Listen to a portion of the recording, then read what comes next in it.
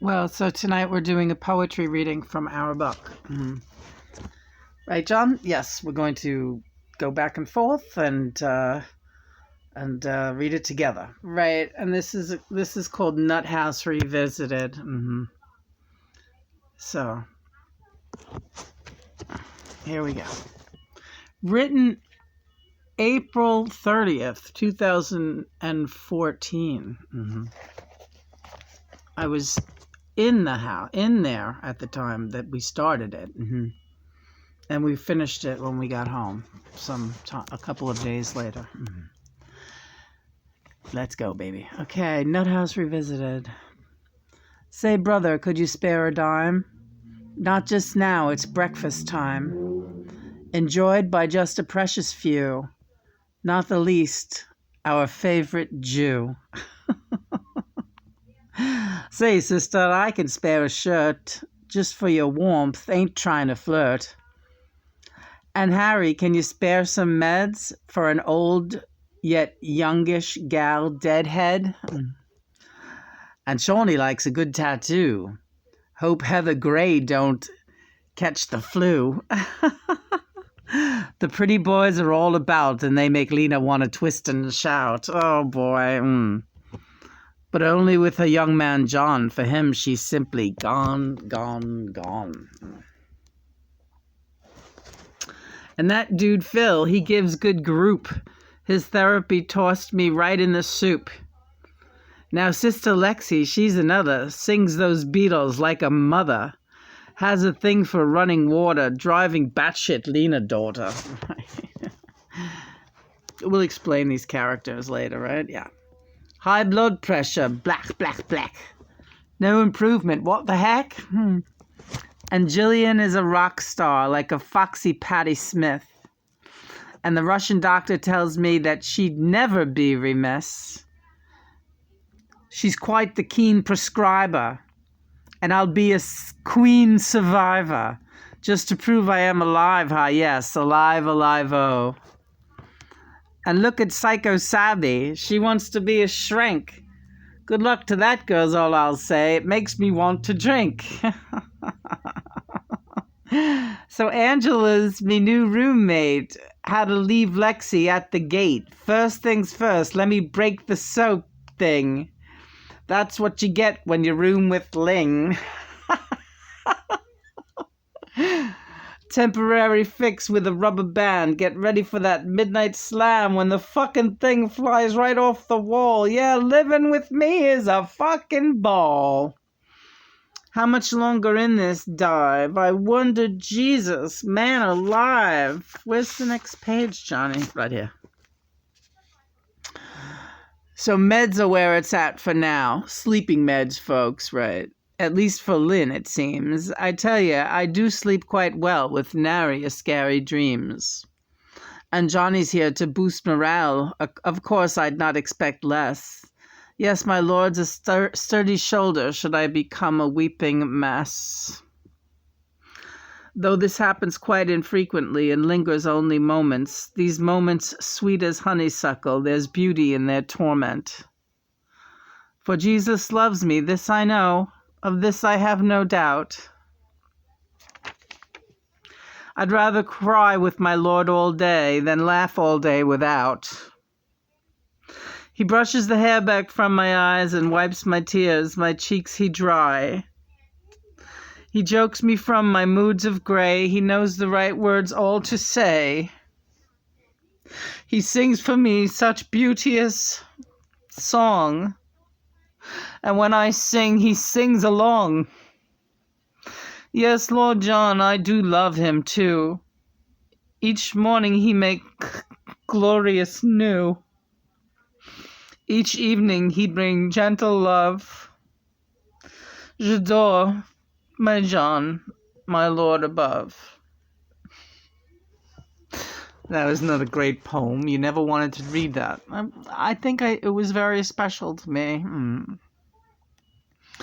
And also the stigma of the mental institution setting. But really, It's really a comical poem and also a very heavy love poem, too. So these were all characters. We talked about Lexi. She was my roommate for a while. Then there was Angela, the woman I read the Bible to in Spanish. And Shawnee was a cute Asian American young man with a drug problem. And Heather Gray was one of the women. I can't remember which one that was now. Phil was the guy who led group therapy, and he was really cool and nice, and he looked kind of like David Brenner. And I was having issues with my blood pressure even then, so they were checking my blood pressure, so we talked about that. Jillian, the foxy rock star who looks like Patti Smith, she was very cool, but she was bulimic, and she was really struggling with that, and gorging on prune juice. I hope she's all right. And she was so skinny, my God. And she definitely was an abuse survivor like myself. The Russian doctor was this young woman who kept trying to talk me into taking antidepressants, but it was optional. But she wanted me to try them, and I didn't. I had heard, this was not your road. I'd heard not great things about them, and John warned me off of them. He said, you're not depressed. You're slightly manic, and, you got this anxiety thing going, this anxiety condition, but you'll be all right. You don't need antidepressants, right? And he was right. I never really felt depressed. The only time I was very depressed at other points in my life, so I know what depression feels like. And I didn't feel depression was not an issue for me with Ascension or getting together with John. It was all just this new psychic awareness, and also the remembrance of that my twin flame was, this very, very famous entity. The house is creaking. Is that you? Ugh, it always is. Yeah, there's a spot in the living room that gives a big crack of energy. And I used to think it was the house settling, but it was like, no, this is happening only when John gets excited, right? It's John's energy. He's got a couple of key areas. The bathroom doorway too. He used to knock me down. Well, not knock me down, but corner me romantically in the bathroom, right when you first walk in, right, John? Yep. Bathroom wall. Yeah, right. The corner wall of when you walk. He'd pull me into the wall. I'd be pulled into the wall. I couldn't walk by without being pulled into the wall. See, it's like, a lot going on here. Don't look at me like that. I love this picture of him. My old man. Yeah. And the young one up there. So, yeah, that is a great Oh, and then we talked about I broke the soap dish my first night rooming with Angela. Thank God. That woman was very sweet. And then I tried to fix it with a rubber band. Yeah, God bless her. She went out and got something to fix it with. She was like, she didn't trust that rubber band. And she was right not to trust it.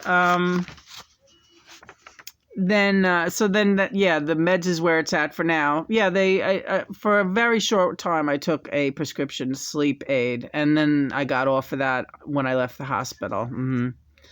But I was having terrible flashbacks of my father, and it was really bad, and it was keeping me up nights, and it was terrifying. Yeah. Well, that's really what you needed to be, hospitalized for, the trauma of the remembering the abuse. That I used to wake up and John would be looking down at me and crying, and I would be worried. I'd like, what happened? What happened while I was asleep? And it took me a while to understand that he was crying from joy, because he said they're taking such good care of you here. That they really are. These people understand you, and you're going to be okay, Lena. We're going to make it. This is a good place. And Well, I've told a lot of stories in previous videos about the psych ward and John, and how really it was a psychic ward more than anything else. The doctors were all very psychic. It was a really great team. It was an unusual experience. I'm grateful for that experience. And then, of course, this last part is just me talking about my love for John, and how even though we cry a lot, and this is many years ago, this is 8 years ago, whatever, 2014. But I'd rather cry with John than laugh without him. And anyway, I wouldn't be able to laugh without you, John.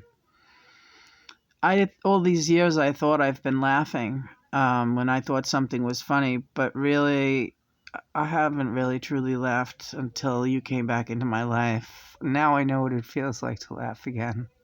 I really didn't know who I was anymore until you got back. What a great night this is, Lena. Yeah. Didn't I tell you it was going to be better with Mercury retrograde passing through? Yeah. It was a crazy one. Dark nights of the soul that we really had to work through. Yeah. But this is great progress, and I like it too. I'm glad you decided not to wait till the morning and to do the reading tonight.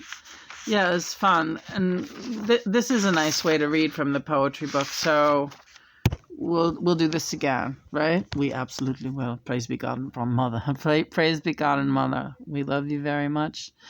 We love the home team, the brethren. Hi, Shawnee. I've been touching base with you. Shawnee, I love your caption this feature. That thing is so much fun. I love putting captions to your crazy AI artwork. Don't stop doing that, please. Hysterical Julian Lennon was out of one of his showing. If anyone has been watching the news, Julian Lennon has been changing his changing his name so that it's no longer that his first name is Julian, because his first name on his birth certificate has always been John Julian, but he's legally changed it to Julian because he's been kind of made a big deal about it, saying he's changing his name because he wants to be his own man and he doesn't want to live up to the John thing. And this is not funny, but it's hysterical. He had a gallery showing and he was the guest, and there's his big name in big letters as he's entering the place, Julian Tenen, T-E. Instead of Lennon, it says Julian Tenen, and he says, Jesus Christ, I changed my name and they still can't get this shit right. And I said to him, I wrote on his Instagram page, they took you really literally, that you did not want to be associated with John. They took the whole name and took away the Lennon. They made you Tennant. Julian Tennant. It's funny though, isn't it, John? Yeah, it's funny. But, we love that. We love both those boys. They're always up to no good. No, they're always great. They're always doing exciting, fun projects, and their presence on social media I would miss it tremendously if I didn't see what those two had to say. They're interesting. So different, aren't they? Yeah, they're different, but they're alike. Yeah. But yeah, they are different. Yeah. There is that age difference. Julian's your age, right? And Shawnee's whatever it is, 13 years younger. Yeah. I was 13. No, wait. Yeah, when he was turning 5, I had just turned 18. So yeah, 13. And Julian and me are about the same age. Yeah. You're quiet. No, I'm not. I'm just enjoying listening to you, and I'm feeling you up, if you didn't figure that out. Yeah, I kind of did. You're looking good, kid. Thanks, John. Really appreciate that a lot. I don't know about that, but shut up. Shut up, he tells me. All right, so you want to read whatchamacallit? Some Vorbeck, some Warhol, Andy Warhol? Jawohl. Yeah? Yeah. Let's do it. All right, off to the trenches. Here's Andy's book. This is it. I don't know if the camera can pick up how big that is, but it is fucking huge. Stop complaining and read the book. Oh, boy. Now I can really feel how familiar we have become. Do you understand me now? Do I understand you? Yes. But you know what I mean? Yeah. You're almost scornful of me. No. I'm not in the least bit scornful of you. What are you talking about? I don't know. Hey, I really like the way you sang that Roy Orbison earlier. Yeah? Sure you did. Oh, come on, Lena. What's wrong with you? Nothing. Everything's fine. Are you mad? No, but you're doing something to my back and you're making it hard for me to talk. All right, let's go. Okay.